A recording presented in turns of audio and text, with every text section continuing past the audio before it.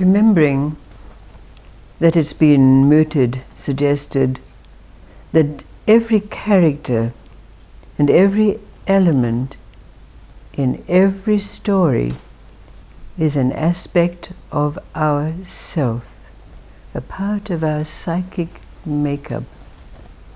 There's a story of the great Sultan Harun al-Rashid. Harun al-Rashid ruled over a vast and very prosperous kingdom. His treasure house was filled with priceless objects from all over the world. But far surpassing the size of his treasure house was the size of his harem. He had wives and concubines from far-off places, Nubian slaves, princesses from other realms, milkmaids and shepherdesses, and the like. Each evening, after a day of taking care of the affairs of state and the many problems that arose from taking care of such a vast kingdom, Harun al-Rashid would take with him a basket of sweetmeats of all different kinds, and he wind his way down the corridors lined with eunuchs and slaves guarding his harem, until he entered that sanctorum that was the inner place of the harem, and the women would all run around him and fawn upon him,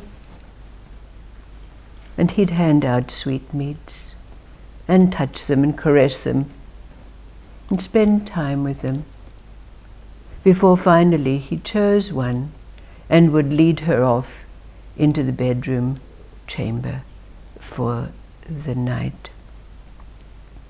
Well, it so happened that numbering amongst those that were retainers in the harem, taking care of the women, was an old crone who knew the ways of men. She'd been around. She knew how to make up the women. She knew how to teach them how to act the coquette. All of those things that would enable them perhaps to have a possibility that when Harun al-Rashid came into the harem, that they might be chosen.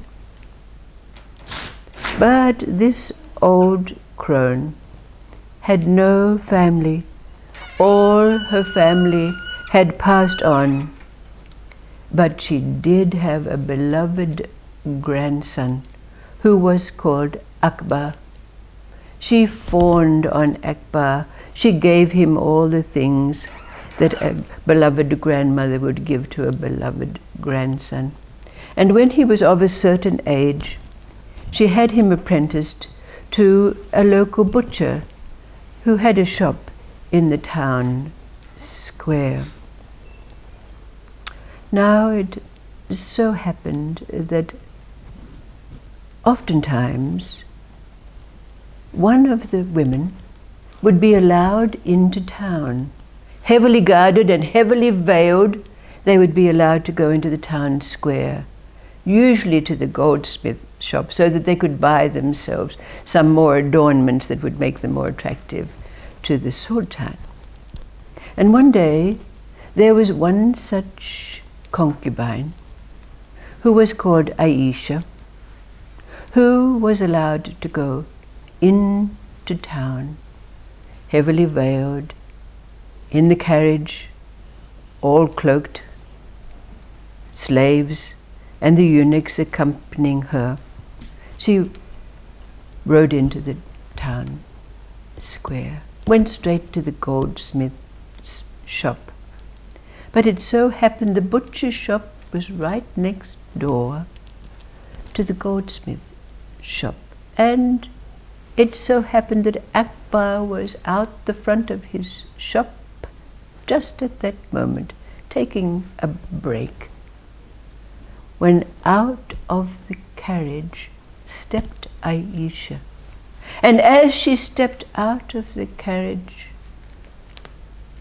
her hijab lifted, and there was revealed a little ankle with a gold bracelet around it. Akbar caught sight of this ankle and he fell in love. Smitten, totally smitten. Well, Aisha also noticed that handsome young man standing out in front of the butcher's shop. But, heavily veiled, she kept her eyes averted and went about her shopping, got back in her carriage and went back to Harun al-Rashid's. But after this, Akbar couldn't sleep. He stopped eating. He could only think of this beautiful maiden, this beautiful piece of flesh. Well, his grandmother noticed that he was languishing, he was getting thin, and she begged him to tell her what it was. And finally he admitted he was smitten, in love.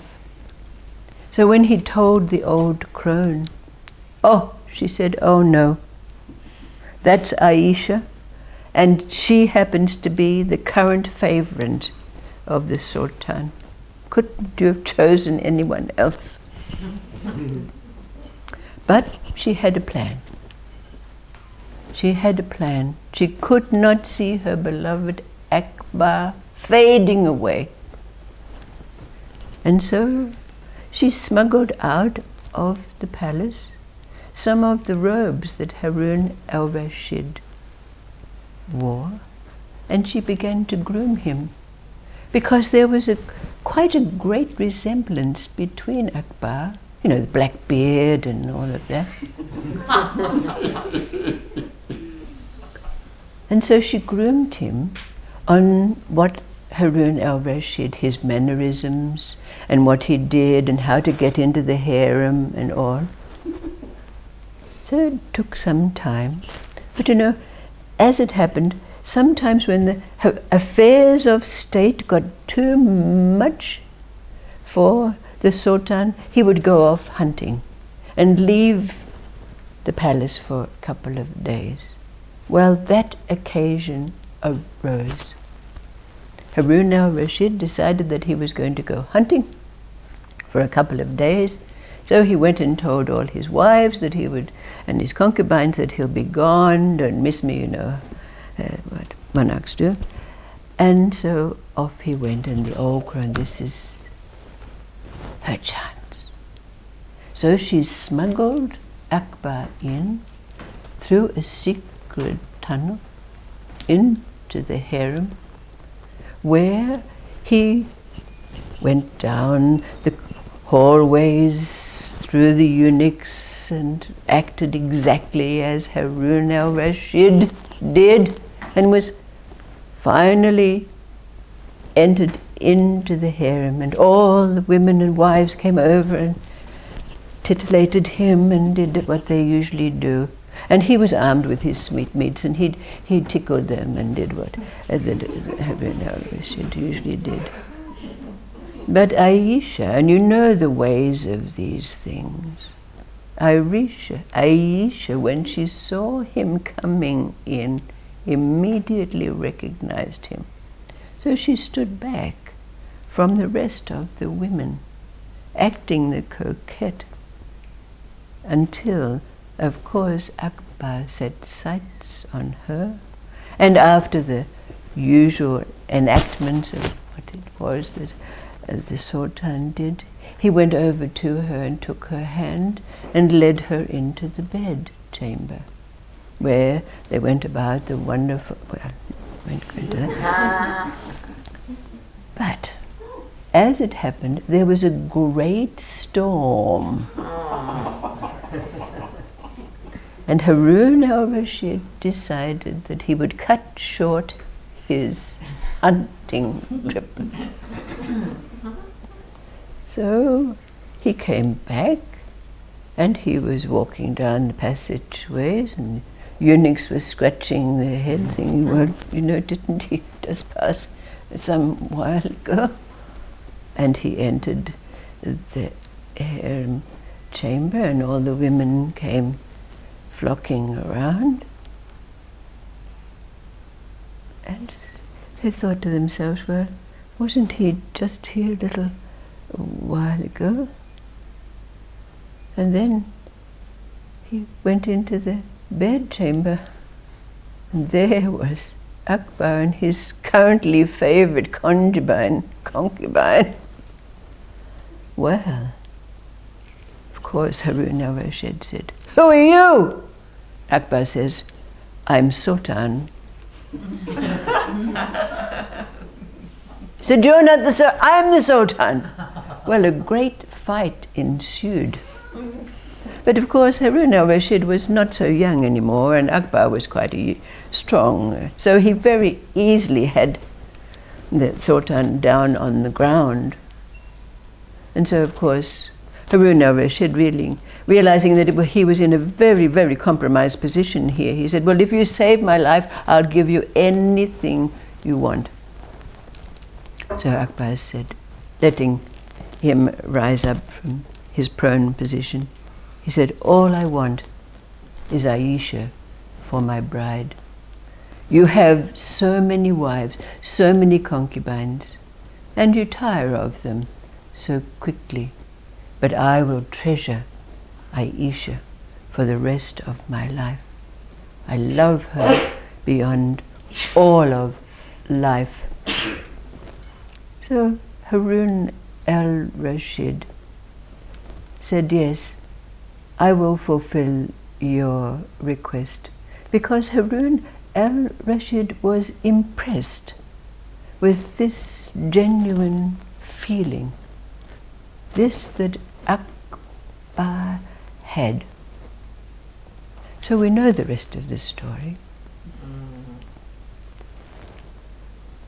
Akbar married Aisha, they went off, and with the bit of treasure that Harun al-Rashid had given them, they lived in comfort for the rest of their lives and had many sons.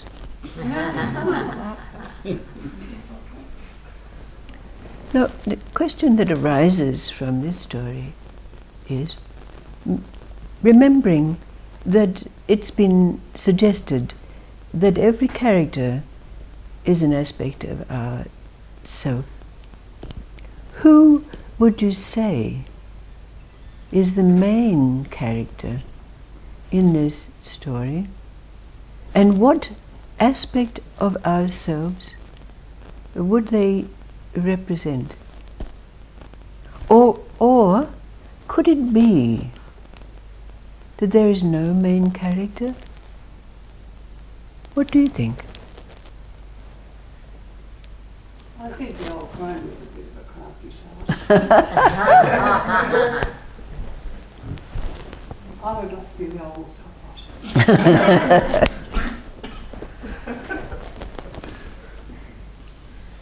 Felt a little bit, yeah, like I say, all of them equally.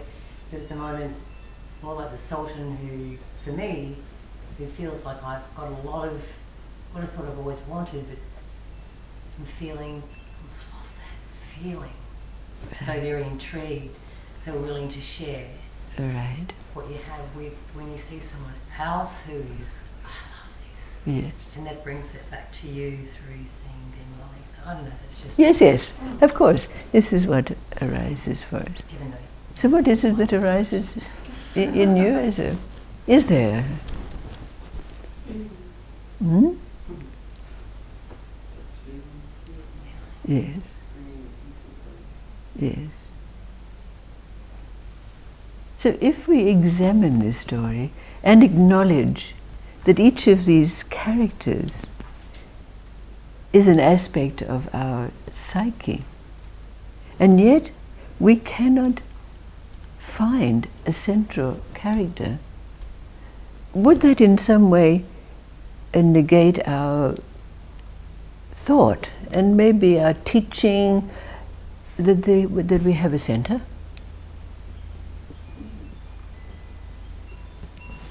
Who is? We point to ourselves and say, this is who I am. But in all of the aspects of our psyche, if we can't find a central character that represents this, then is there a this? Can we then point to our heart and say, and what does that do about intuition and God Self and all those other words?